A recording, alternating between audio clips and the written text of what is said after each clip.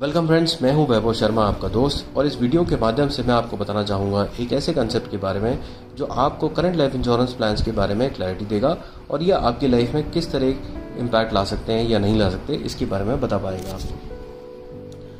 इससे पहले मैं आपसे दो सवाल पूछना चाहूँगा। आप काम क्यों करते हैं? और दूसरा, आप इन्वेस्ट क्यों करते हैं? पहला सवाल, आप काम क्यों करते हैं? ऑब्वियसली पैसे के लिए। शायद ही कोई ऐसा आदमी होगा जो बिना पैसे के कोई काम कर सके, जो भी वो कर रहा है। आप इन्वेस्ट क्यों करते हैं? सो दैट आपको पैसे के लिए काम ना करना पड़े। अब आइए कहानी के माध्यम से इस करंट कैश फ्लो या इकोनॉमिक सिस्टम को समझते हैं। मैंने बड़ी मेहनत की और उस मेहनत से मैंने 100 रुपये कमाए। इसको लेके मैं अपने सीए के पास गया और सीए को बोला कि भाई मैं 100 रुपये कमा के आया हूँ। सीए ने बोला कि ठीक है, बहुत बढ़िया, आपको लेकिन इसके ऊपर 30% टैक्स देना पड़ेगा। उसने मेरे 100 में से 30 रुपये काट दिए। अब मेरे पास बचे 70 ही। अब इस 70 में से ही मुझे सारी चीज़ें करनी हैं। तो मेरे पास 30 रुपये मैंने निकाले बेसिक और एस्पिरेशन के लिए और 40 रुपये निकाले मेरे इन्वेस्टेबल इनकम।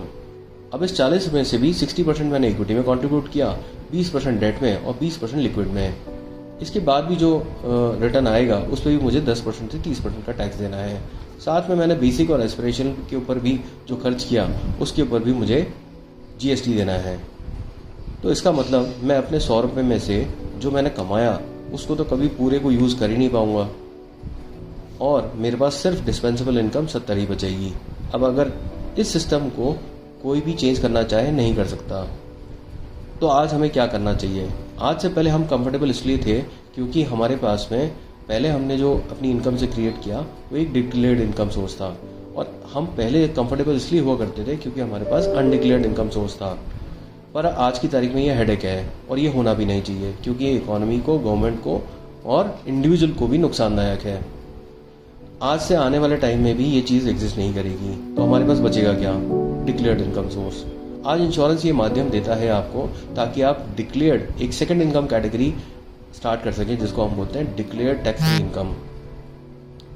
ये डिक्लेयर्ड टैक्स फ्री इनकम किस तरह से है? ये unimaginable restricted source of income है जहाँ पे एक फैमिली को 75 करोड़ तक का सम एश्योर्ड दिया जा सकता है। मतलब हस्बैंड, वाइफ और बच्चे तीनों के नाम पे इस इंश्योरेंस को लिया जा सकता है। और 7.5 करोड़ ऑफ सम एश्योर्ड का मतलब हो गया 75 करोड़ सम एश्योर्ड का मतलब हो गया 7.5 करोड़ तक ही इन्वेस्ट किया जा सकता है। तो ये एक रेस्ट्रिक्टेड सोर्स है।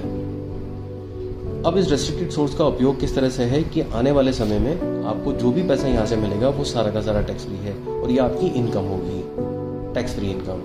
अब इसको एक एग्जाम्पल के माध्यम से समझते हैं कि आज किसी व्यक्ति की 10 करोड़ की इनकम है। उस 10 करोड़ की इनकम पे 30% वो टैक्स देता है। तब उसके पास डिस्पेंसेबल इनकम बचती है 7 करोड़ रुपए। अब इस 7 करोड़ में से इस 7 करोड़ की इनकम 7 करोड़ ही बची थी। अब यहाँ पे हम उसकी जो ग्रॉस इनकम है उसमें से 5 करोड़ रुपए निकालते हैं। ग्रॉस इनकम में से 5 करोड़ निकाले और 6 साल के लिए इन्वेस्ट किए। 7वें साल कुछ नहीं देना, 8वें साल से ऑलमोस्ट 2.5 करोड़ रुपए उसको आना शुरू हो गया। अगले 25 साल के लिए आएगा। तो 2.5 करोड़ रुपए 25 साल के लिए अगर आ रहा है आपके पास में, तो ये आपकी नेट इनकम को इन्फ्लेट कर रहा है। कितने से? 35% इन्फ्लेट कर रहा है। अब ये भी आपकी डिस्पेंसेबल इनकम है। एक और चीज़, आज आने वाले टाइम में मान लीजिए आपने हर साल अपनी इनकम 20% से बढ़ाई। अगर आपकी इनकम 1 करोड़ है और आपने हर साल 20% से उस इनकम को बढ़ाया है, तो उस केस में आपकी इनकम 1 करोड़ 20 लाख हो गई। अब इस पे आप 30% टैक्स देंगे तो 36 लाख रुपए है। आपके पास डिस्पेंसेबल इनकम बची 84 लाख। अब हर साल आपकी इनकम अगर बढ़ रही है तो कोरस्पॉन्डिंगली आप देखेंगे यहाँ पे टैक्सेशन भी बढ़ रहा है। We can say that we all pay compounded tax on our incomes. ब्याज कमाया जा सकता है पर इनकम नहीं कमा पाएंगे। आज आपने अपनी काम की दर को बढ़ा भी दिया तो भी आप कभी भी उस लेवल की इनकम को भोग नहीं पाएंगे। लेकिन अगर आपके पास टैक्सेबल सोर्स या टैक्स फ्री इनकम सोर्स अगर आ गया तो उसके ऊपर ब्याज कमाया जा सकता है। आज कोई भी टूल ऐसा नहीं है जो हमें 30-40% या 50% का रिटर्न दे सके। एक टूल हुआ करता था रियल एस्टेट, पर आज उसमें लिक्विडिटी ना होने के कारण इतना लोग उसको यूज़ नहीं कर पा रहे हैं। और कोई भी टूल हमें हमारे सोर्स पे टैक्स नहीं बचा के दे सकता। तो आज हमें करना क्या चाहिए? आज हमारे पास में ये इंश्योरेंस टूल्स, क्योंकि म्यूचुअल फंड, इक्विटी और यूलिप्स, ये सारे टूल्स ऐसे टूल्स हैं जहाँ पे एक्यूमुलेशन ऑफ वेल्थ होता है। आप इस टूल का अगर नेचर देखेंगे तो ये लिक्विडिटी ही दे रहा है आपको, लेकिन टैक्स फ्री दे रहा है। और ये आपकी सीधा नेट इनकम का पार्ट बनती है। तो इसका मतलब आपके लिए एक नया सोर्स खड़ा हो गया। अब इससे ब्याज कमाया जा सकता है इन सारे टूल्स को यूज करते हुए। यही चीज इस यूनियन बजट में साफ दिखी है कि आज की तारीख में गवर्नमेंट ने ये डिक्लेरेशन देना कि 5 लाख रुपए से ऊपर का पैसा अगर इंश्योरेंस में गया तो टैक्सेबल होगा। तो इसका मतलब 1 अप्रैल से आप कोई भी 5 लाख से अबव की पॉलिसी अगर लेंगे प्रीमियम के तौर पे, तो वो उसकी मैच्योरिटी सारी टैक्सेबल होगी, क्योंकि वो आपकी इनकम में ऐड हो जाएगी, टैक्सेबल इनकम में। लेकिन 31 मार्च तक अगर इसे करते हैं तो सारी की सारी मैच्योरिटीज आपकी टैक्स फ्री आएंगी। इसलिए गवर्नमेंट को ये पता लग गया था कि एक खिड़की खुली रह गई जहाँ पे लोग अपना टैक्सेबल इनकम क्रिएट कर सकते हैं। इसी चीज को गवर्नमेंट ने इस बजट में रिस्ट्रिक्ट कर दिया है। आपके सामने बहुत बड़ी अपॉर्चुनिटी है। आप करंट इकोनॉमिक सिस्टम को चेंज नहीं कर सकते, लेकिन एक नया तो खड़ा कर सकते हैं। और ये अपॉर्चुनिटी टाइम लिमिट के अंदर आ गई। अब आपके पास में सिर्फ 31 मार्च तक का ही टाइम है।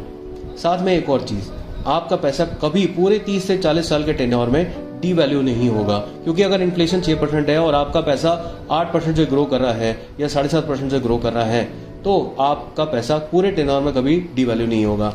आने वाले समय में अगर देखें तो गवर्नमेंट भी इसे 4% पे लेके जाएगी। तो इसका मतलब आप पूरे टेन्योर में अपने पैसे पे 2 रुपये या 3 रुपये ऊपर होंगे इन्फ्लेशन से।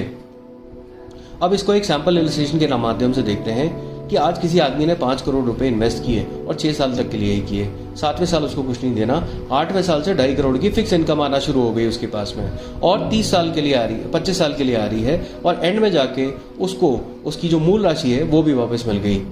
अब यहाँ पे अगर नेट IRR निकालेंगे जीएसटी और टैक्स बेनिफिट के साथ में, तो 7.76% आएगी। अब इसी पैसे को उस आदमी ने सिर्फ अपने बैंक अकाउंट में रखा, EU बैंक में खाता खुला लिया जहाँ पे 6-7% का ब्याज मिलता है, तो भी 25 साल में ये 154 करोड़ बन जाएंगे। अब इसी को अगर FD में लगाता तो कंपाउंडेड ब्याज के तौर पे भी FD में 82 करोड़ ही बनते।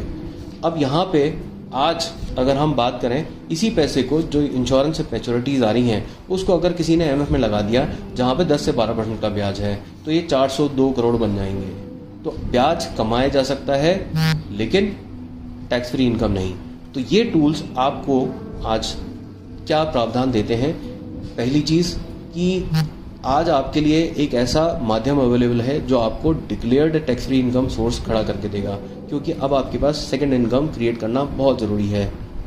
और ये नया लाइफ इंश्योरेंस है, ये नया रूप है लाइफ इंश्योरेंस का, इसी को समझना बहुत जरूरी है।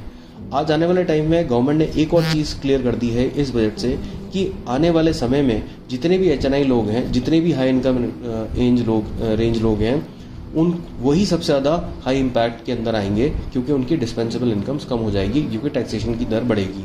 आज कॉर्पोरेट टैक्स कम हो रहा है पर इंडिविजुअल टैक्सेशन बढ़ेगा। So better create a tax free pool as this is the last gate, और ये आखिरी गेट है, 31 मार्च तक के लिए अवेलेबल है। और मेरे हिसाब से आपको इस पर क्लैरिटी आई होगी कि ये इसका नेचर क्या है, जिन टूल्स का जिनकी भी बात की जा रही है, और ये आपकी लाइफ में क्या इम्पैक्ट दे सकते हैं। ये सीधा सीधा आपके लिए एक नई किटी खड़ी करके दे रहे हैं, जिसको हम बोलते हैं tax free, declared tax free income. बाकी डिसीजन आपका है, आपको पैसा किस तरह वापस चाहिए ये आपके ऊपर डिपेंड करता है। यहाँ पे बेसिक स्ट्रक्चर मैंने समझाया है कि ये एक्चुअली प्लान्स करेंगे क्या। Right, time is